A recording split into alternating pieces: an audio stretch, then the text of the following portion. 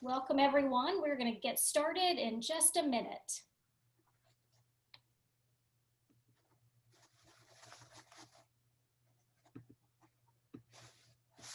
While we're waiting for everyone to join, just a reminder that today's webinar will be recorded and sent out to participants.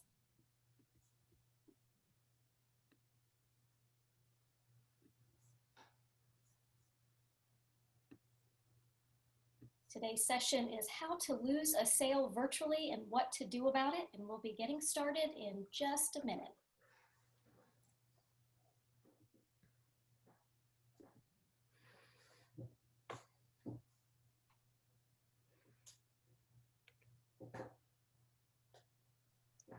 Welcome everyone. Hello, and it's the virtual happy half hour for Friday, September 11th. Today's topic, as I mentioned earlier, how to lose a sale virtually and what to do about it. We want this to be a lighthearted look at some of the most common virtual selling mistakes that we've seen, but we're going to give you some serious advice on how to course correct. I'm Michelle Richardson, Vice President of the Sales Performance Research Center here at the Brooks Group. I'm joined by my virtual partner, Russ Scherer, our Director of Sales Strategy Effectiveness. Welcome, Russ. Hey, thanks, Michelle. Great to be with you. I don't know if you realize this or not, but this Sunday represents 6 months that most of us have been dealing with this COVID virus, selling at a safe social distance. It was mid-March that we all went into this. And so the stress that we have felt as sellers has continued to grow.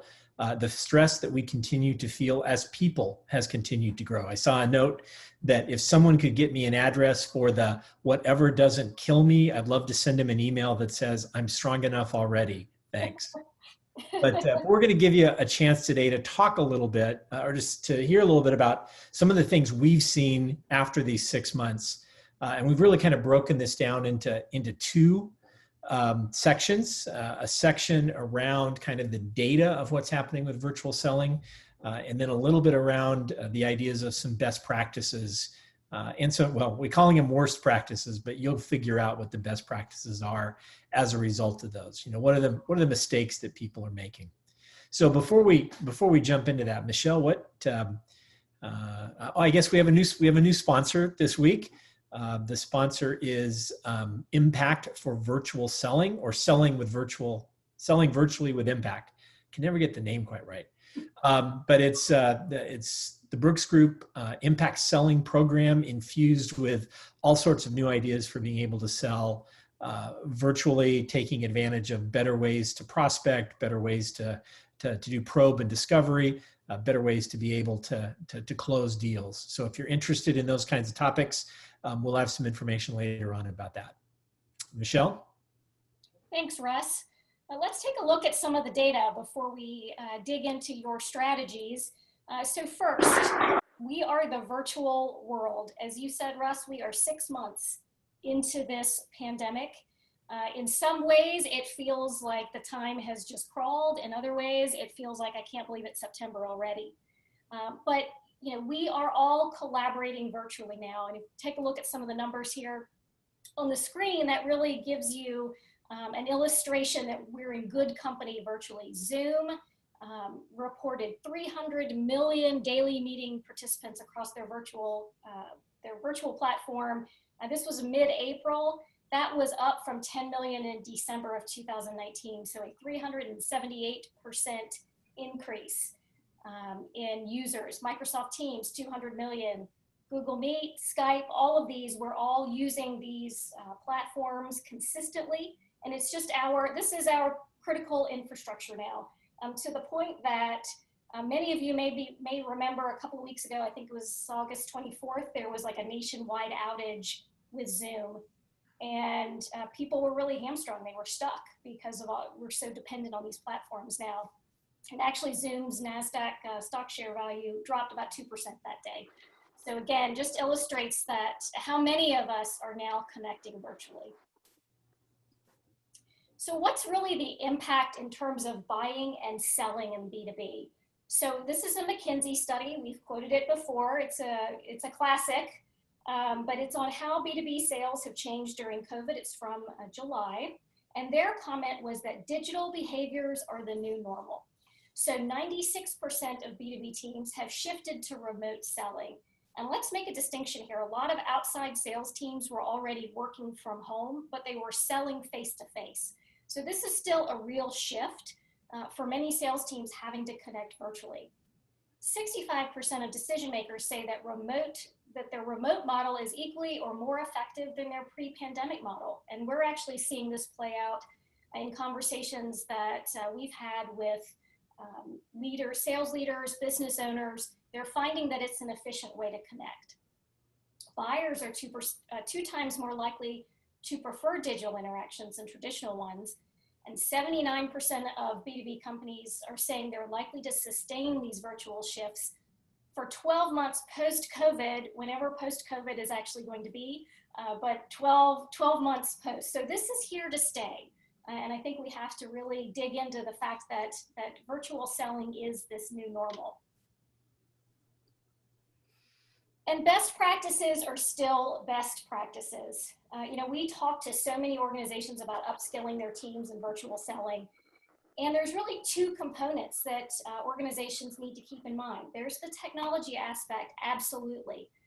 That's certainly added a new twist to selling. That's, when do you use Zoom? When do you send an email? When do you connect on the phone? What's the right medium for the sales interaction? And how do you use those mediums, those platforms to their fullest? But the other component is simply that those critical best practice selling skills still exist. And that can get lost in that virtual shuffle. This graph here shows data from HubSpot. Now it's pre-pandemic, but it really illustrates what buyers expect. So HubSpot asked over 500 global consumers, what can a sales representative do to make your experience positive? The majority here said that having that sales rep listen to their needs was the number one thing they could do to create a positive selling experience. And I have read more about listening skills and the importance of listening skills in the last couple of months than I think I have in years. I mean, it's critical, and this has not changed pre-pandemic to now. Number two, provides relevant information. So we still need salespeople to practice those basic critical selling skills. And as Russ mentioned, today's program is brought to you by our virtual Selling with Impact. What we really wanted to do in today's webinar is give you some food for thought, some strategies for recovering from those virtual selling fails. But if you'd like a deeper dive into virtual selling skills, I hope you'll consider our virtual Selling with Impact program. It's 6 two-hour sessions that combine those two components of virtual that we just talked about. How to leverage the technology tools and apply those best practices across the entire sales process. So if you'd like some more information on that, please email contact@thebrooksgroup.com, and producer Rich is going to put that in the chat box there. Feel free to email us for some information. We have open enrollment sessions starting on October 5th, November 2nd, or November 30th. We can also bring that to an entire sales organization. We also want to make available to you our next normal playbook. So this is an ebook that we have written. It has feedback from more than 800 senior sales executives. It has all the insights that we have compiled while doing this webinar series. And it really does show lessons learned from the pandemic and how you can position your sales teams to succeed in this next normal. So if you have make sure you have the right team to sell your way out of the pandemic, how to optimize your service team members and other non-sales roles, how to upskill your team for the new virtual world, and then value-based selling and determining the total cost of business. So a lot of great business critical ideas coming out of this next normal playbook. And Rich is also going to put a link to download that from our website. So Russ, tell us what you know. Well, here's what we've learned. A few sort of baseline facts. The first one is that, kind of good selling skills never go out of fashion. Many of you know that I'm based in California. We had sort of an interesting wrap up here with our state legislators as they finished the season. They were doing it remotely, but all decorum broke down. They actually spent 90 minutes in a private negotiation session on the last day of the session to talk about who controlled the mute button, how long did people get to debate. And they wanted to blame the conflict on the tool, when the reality is that a lot of what we do in virtual selling, just plain old basic good sales disciplines that we need to use. And so the number one thing is, as Michelle has said, listening is probably number one. We find that when people go online, they don't have somebody whose body language they can read. As a result of that, they tend to just speak. They speak at that little green light that's on their camera and just go over and over and over again. But also things like, how do you ask good questions? Those never go out of style. And then being able to focus on what the customer really needs is key. Second of all, and we've kind of alluded to this before, that the issues that real sales people are running into, for the most part, no, not always, but for the most part, are more organizational than they are technical. As we talk to our clients, Michelle and I were just speaking before we started, the people who are their best reps, who know how to have those connected, empathetic or relational conversations where they built trust, where they are comfortable asking questions, they're tending to succeed in this new world. Those who don't and who have struggled before are struggling now more than ever. And so would really encourage you to be thinking about, hey, virtual isn't an excuse. It's just the new way we're doing it. Now, one of the things that is coming up, we talked earlier in these seminars back in the 6 months ago about how important it was to connect with empathy. What we're seeing now is that in a lot of cases, it's stories that people want. They don't necessarily want to see a long white paper. They don't really want to talk necessarily about all the features and benefits and functions. They'd really rather have the salesperson tell a story that says, hey, based on some recent experience, here's a benefit that a company got out of our product, a kind of a before scenario and after scenario. Those are the things that are connecting with people because it attaches to that kind of humanness that we're all looking for right now. And then the last one is, do you approach every meeting with, is this going to be the best meeting of the week? And I'm not sure we even did that in the old in-person days. But now that we're virtual, are we putting the energy in as salespeople to really make sure that at the end of the week, our customers who are also struggling with virtual and maybe don't like it as much as we don't like it, are they going to think on Friday, boy, that conversation I had with Russ, or that conversation I had with Michelle, that was the best meeting, best use of time I had this week. And so how do we work on becoming that? We have a checklist in our the Next Normal playbook that helps you kind of get ready to make sure that those things are going on. So let's move on and talk about 3 areas, though, where we have seen people specifically lose sales. And the number one area of this is just in really poor preparation. The basic skills that we all seem to need that are the same as we had in person was make sure that when you show up, you've got the information, you've got a plan, that you've got an objective that you're going to pursue, and that you're really kind of working through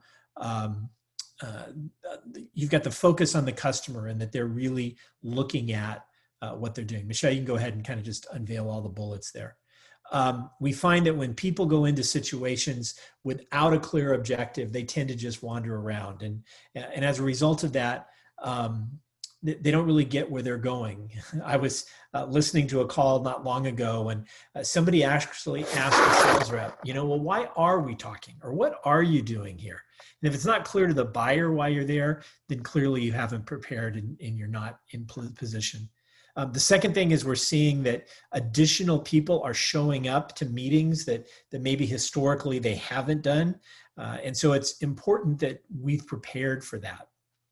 And then what's unique to virtual, we kind of picked out these three particular attributes.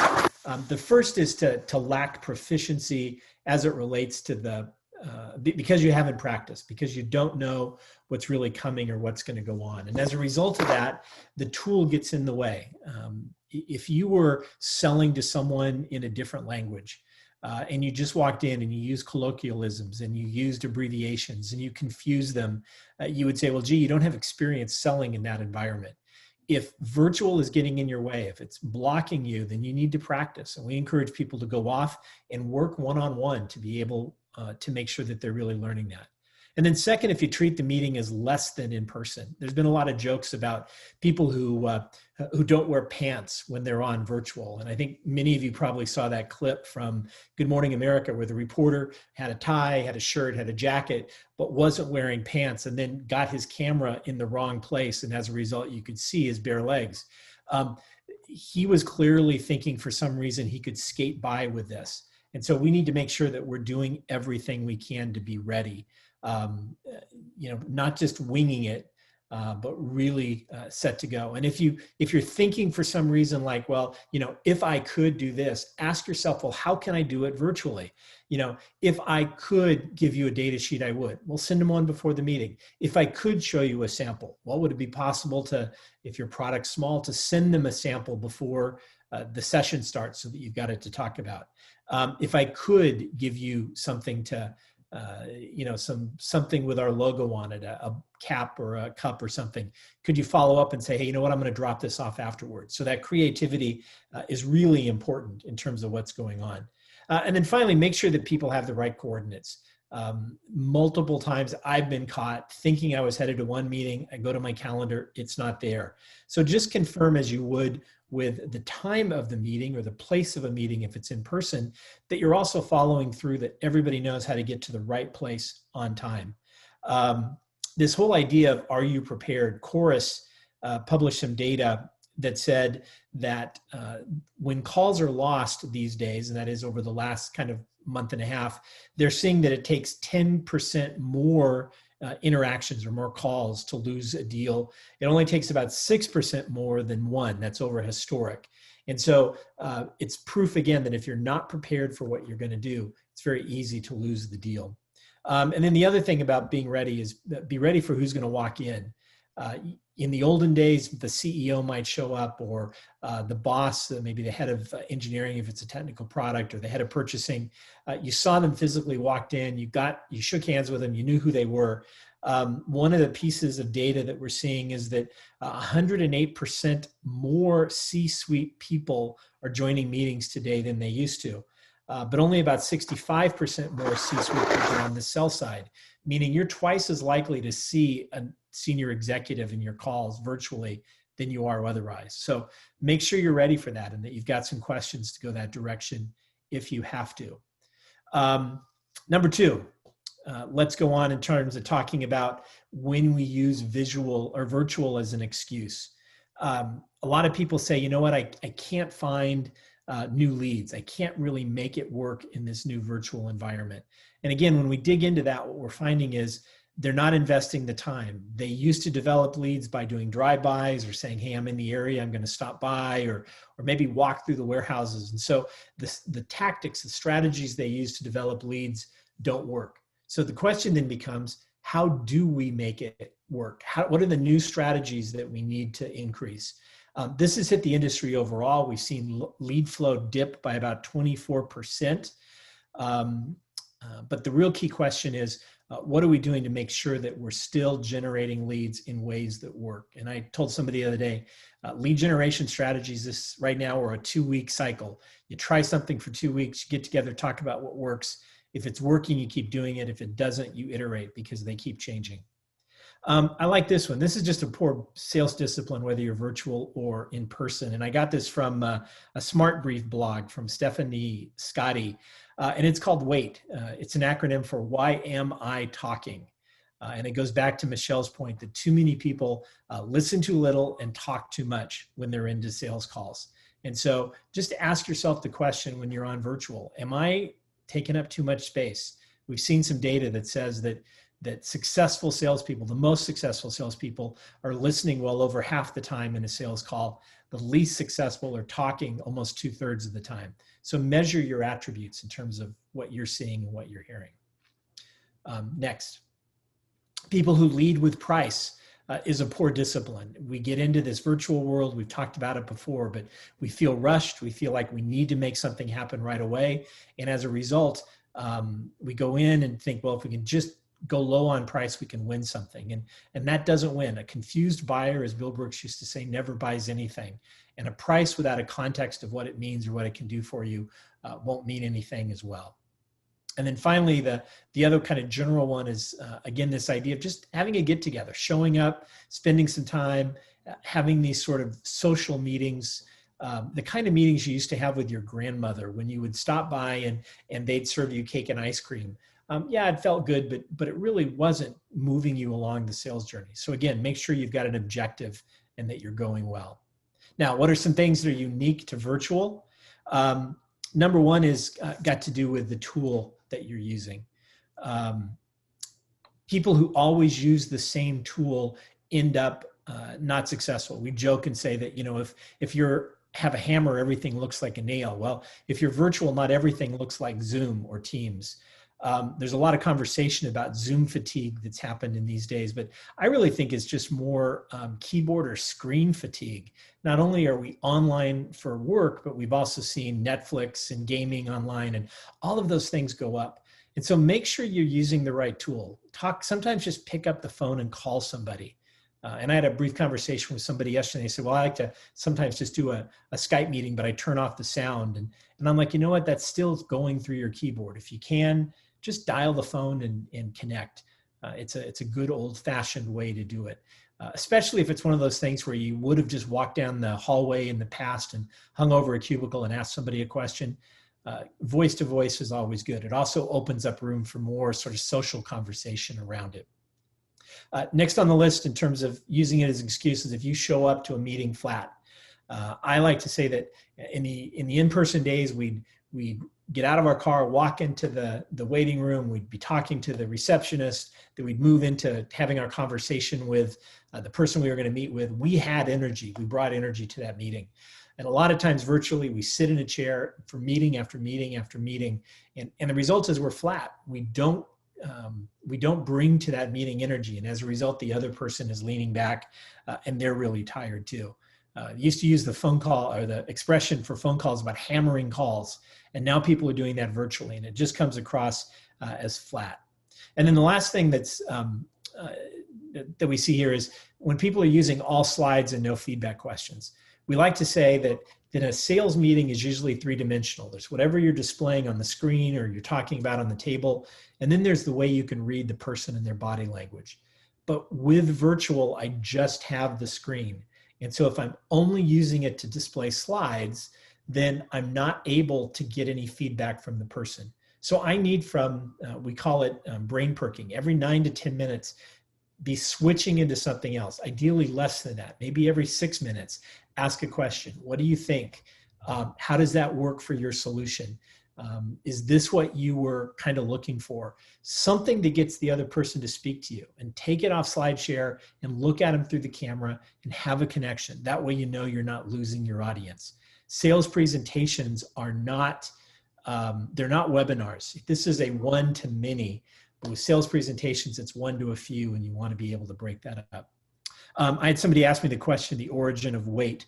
I got it from a Smart Brief blog post that was written by Stephanie Scotti, S-C-O-T-T-I.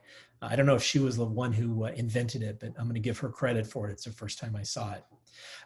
Also unique to virtual, not only being unfocused, but going too long. We've seen data that the most successful presentations are those that go no more than 9 minutes. And that goes back to this idea of brain perking, where you're moving and changing and coming along. So think about the way in which you approach your customer.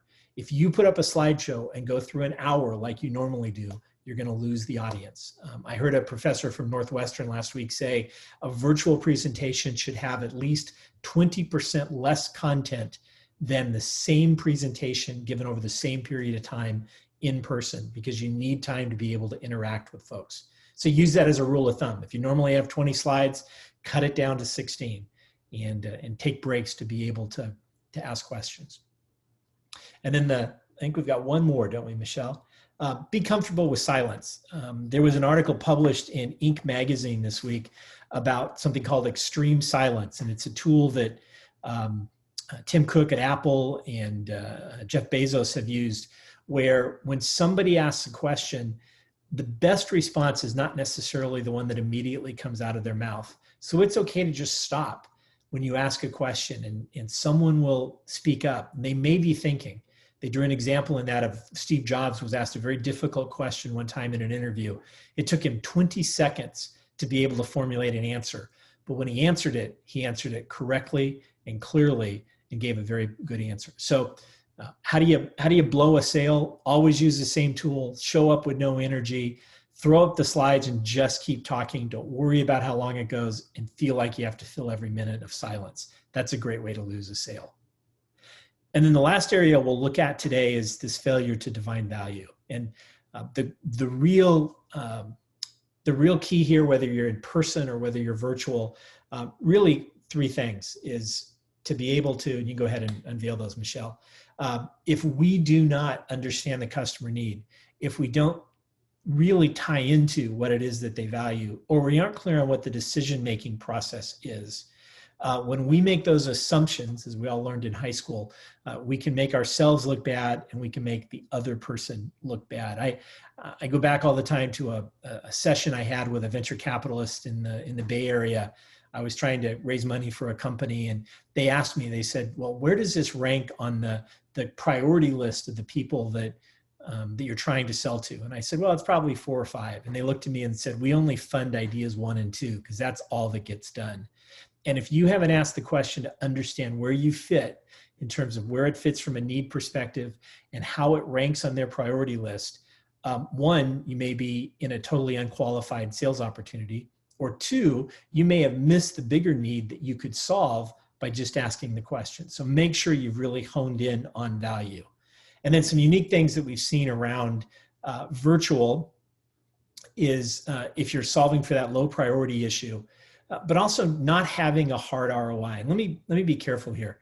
I did a lot of digging this week around this idea because there's some competing ideas from the research. One is that because more CFOs are joining calls, they want to really be able to see how am I going to benefit from this product. There's other people who say, you know what, whatever canned ROI you come with isn't going to work.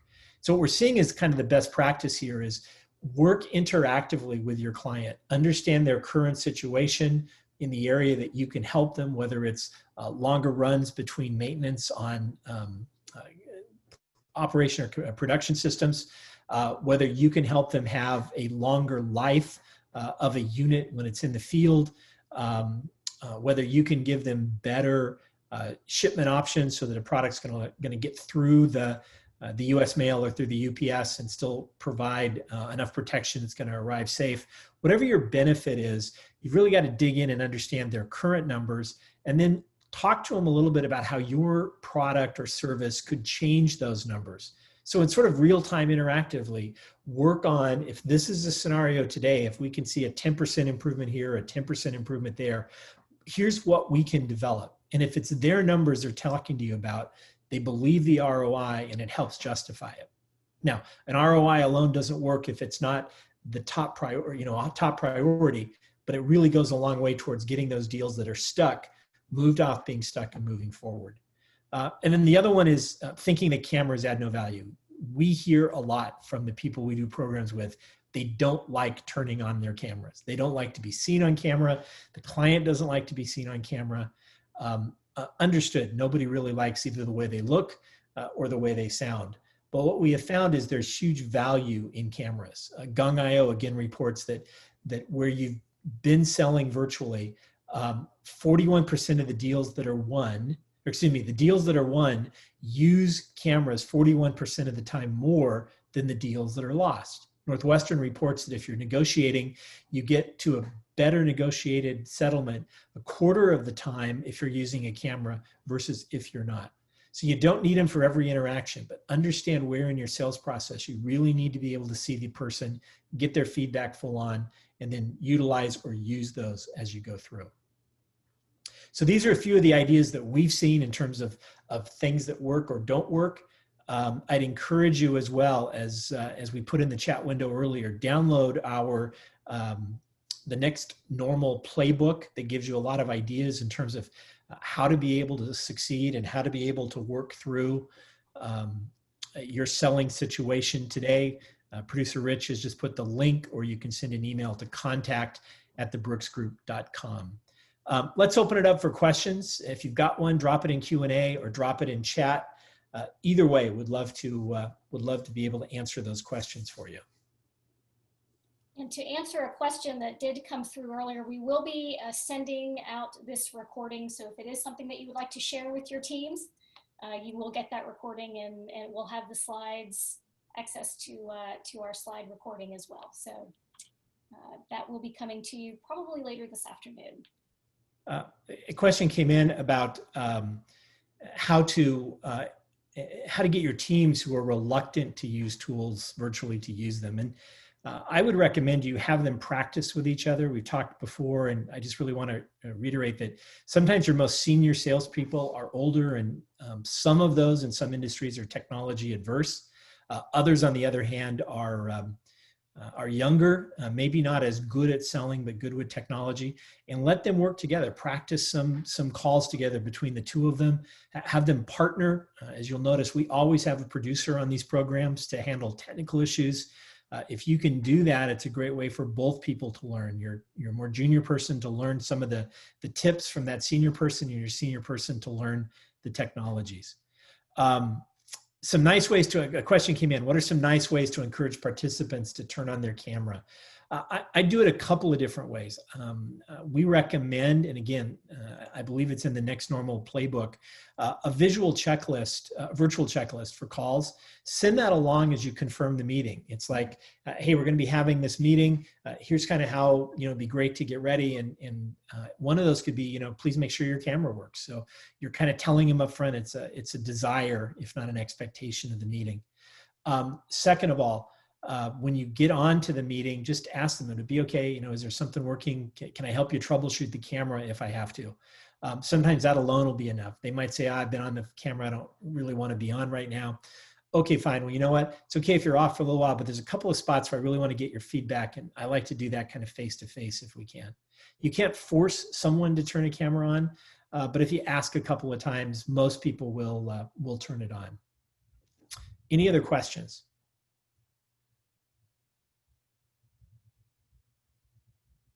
All right, well, here's kind of the key takeaways. Be sure you're practicing good sales disciplines.